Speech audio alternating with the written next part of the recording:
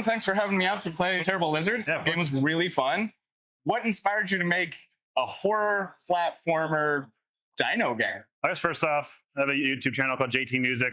We have had a lot of fun making horror music, and we have built a huge audience that loves horror content. We love horror content. Okay. So we're going to take this big risk making a video game. Let's try jump into this realm. But also, what do I love? What do we love to play? It's platforming games. And so I was like, we'll take the challenge and put the two together. And we also like the challenge. A lot of horror games strip speed away from you. That might give you a gun or some kind of like trinket or sense or something. But in this, you can move around. Yeah. You have nothing else. You're jump and shoot, or well, you're jump man, not jump and shoot man. Yeah. Jump man. Yeah, exactly. So it was a fun challenge to do and just a fun type of game. And ultimately like a fun time, like trial-y, skill-based platforming game you can easily carry over to just dinosaurs chasing you, or you have to outrun the cavern collapsing, or you have to run to that door before it falls on its own like Indiana Jones, stuff like that. And so we build up to those moments. We teach players mechanics.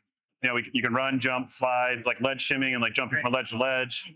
There's wall running. There's bouncing on material that you'll find deep underground later on. So we stack those on and then teach the player, and then we put them to the test. Nice. And combine them in fun ways. So tell us a quick bit about the story. The game takes place in the early 1990s.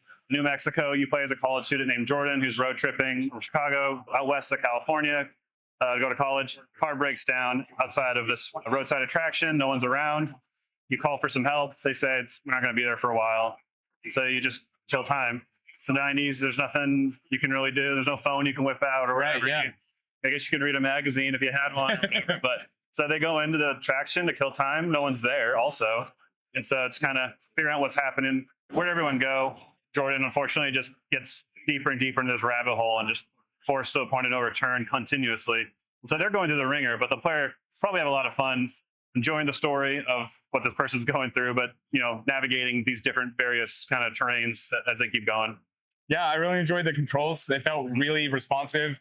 Very Mirror's Edge-esque. Yeah. Like just as responsive, just as tight as what I'd expect from Mirror's Edge. Yeah. Like very just nailed the controls, which is obviously super important in a parkour game. Yep, that's the core of what we got. So beyond that, I mean, just the level of interactability you have with the world really satisfies my like inner child of going to museums and seeing all these things and not being able to touch things. Yeah. Like there were light switches you can just sit there and endlessly flick on and off, and there's a giant globe you can just sit there and spend just a lot of really great, just childish interactions, which are really fun. Oh, yeah.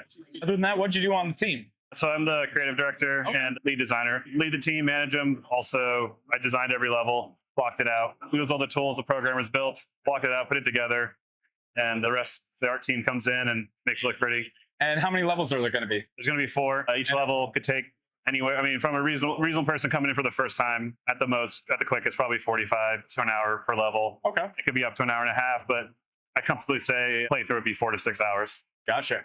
Now, I do have a request. Yeah. So there is a dinosaur plushie that I was able to pick up.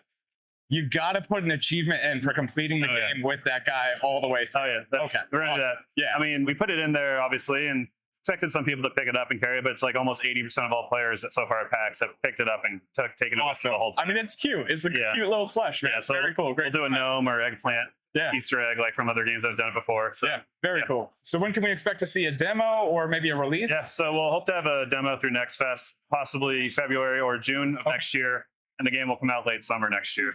Solo on PC, or are you aiming for console release in the future? For sure on PC, on Steam. Yeah. And if we work some partnerships and figure some things out on porting, then we'll definitely do that. We're first-time devs, so we're going to keep, as long as what we can do, we're going to keep that narrow so we can do that really well. But if we bring on partners, then we'll definitely expand. Well, I think you guys have done a great job keeping your scope set on your vision and not letting it balloon out of proportion or anything like that. First-time devs, it's pretty impressive. It definitely happened, but reeled it back a lot at the same time. Well, if there's anything that you would like to tell the audience about what development is actually like, right? Because I think there's this huge disconnect. It's one thing that I'm going to start asking people at PAX that I interview. There's this big disconnect between what gamers think game development look like and what it actually is. So if you had to speak on your own experience and like things you've learned and what it actually looks like, what would you tell people? Good question. I'm not the first to say this, but a lot of game developers feel this way, is that it's a miracle any of this stuff works. It all comes together. It's really super interdisciplinary. Everyone's coming together and just throwing different things together. So like we have 2 programmers, like they know how to code and put things together, but everyone else are just really good at something else that they did in like film and animation. And so like that stuff and sound design, like all that stuff we're all really good in that field, but then it also does translate. It translates pretty well as long as you have some technical savvy and you can understand the engine and get in there.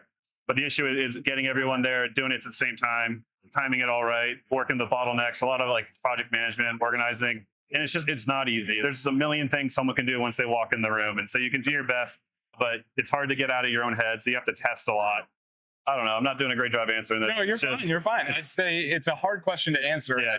Kind of put you on the spot asking it, but it's something that, I mean, I see it a lot in the gaming community and the podcasts that we do is like, it seems like there's constant just hate from gamers on games and like a demand that the game has to be their way. And the reality is like, it's your project. It's your creation. Yeah. I mean, I'll say no one wants to make a bad game. Everyone here, they love what they're doing. Yeah. They love the thing that they're making.